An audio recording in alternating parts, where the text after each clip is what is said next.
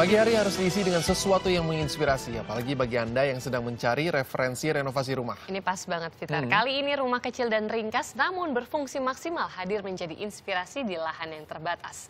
Paket Rumahku Istanaku ini sekaligus menjadi penutup kebersamaan kita hari ini. Saya Sheila Purnama. Saya Peter Gantung, selamat pagi dan semangat beraktivitas.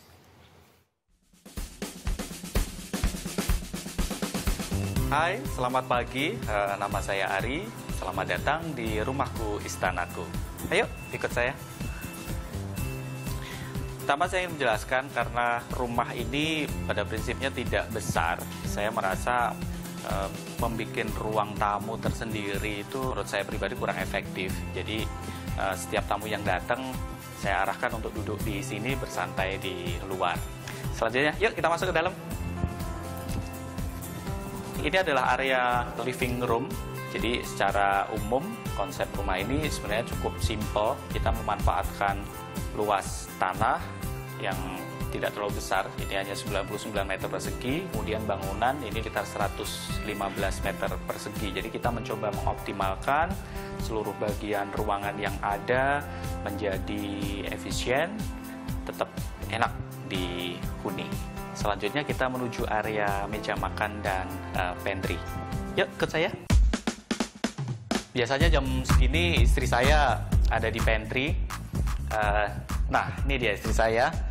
Selanjutnya akan menjelaskan tentang area ini. Saya naik dulu ke atas main sama anak-anak. Halo, selamat pagi. Saya Asri. Sekarang saya mau menjelaskan tentang dapur bersih. Di sini ada area untuk piring, sendok, dan lain-lain. Kemudian ada di bagian bawah untuk peralatan dapur yang berat. Kemudian karena anak-anak saya masih kecil, saya butuh meja dengan ketinggian yang pas supaya mereka bisa duduk bersama, makan bersama di ruangan ini. Saya pilih banyak kaca, kemudian perabot saya kebanyakan didominasi warna putih, sebetulnya untuk mengakali supaya ruangan tampak besar karena area rumah kami cukup sempit sehingga bisa ada kesan lebih luas. Yuk saya ajak ke kamar tamu. Nah, ini kamar tamu yang kita punya. Nggak kelihatan ya ada kasur di sini karena sebetulnya meja kerja ini bisa kita fungsikan sebagai tempat tidur. Tada! Ini adalah kamar tamu yang kita punya. Cukup efisien dan desainnya kompak.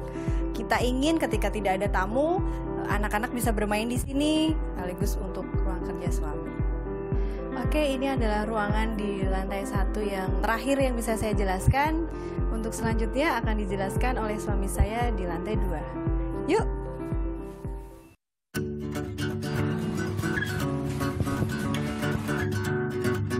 Oke, sekarang dilanjut ayah ya, jelasin kamar anak dan kamar utama. Makasih. Ya, saya ke bawah dulu.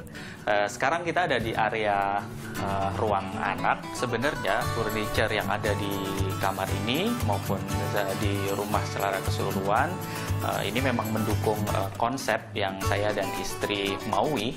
Jadi compact, secara fungsional, efektif di lahan yang memang tidak terlalu luas.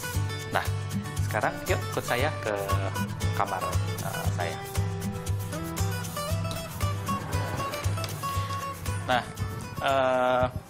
ini sengaja saya dan istri bikin nyambung dengan kamar anak. Jadi ada satu connecting door supaya kalau anak-anak mau pergi ke kamar saya bebas-bebas saja. Kemudian di sisi sini ini adalah tempat tidur saya dan istri.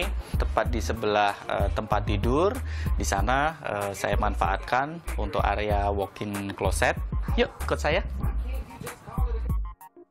Jadi di sini saat dimanfaatkan oleh saya dan istri untuk menyimpan pakaian, kemudian istri dan saya persiapan kalau pagi berangkat mau kerja juga di ruangan ini.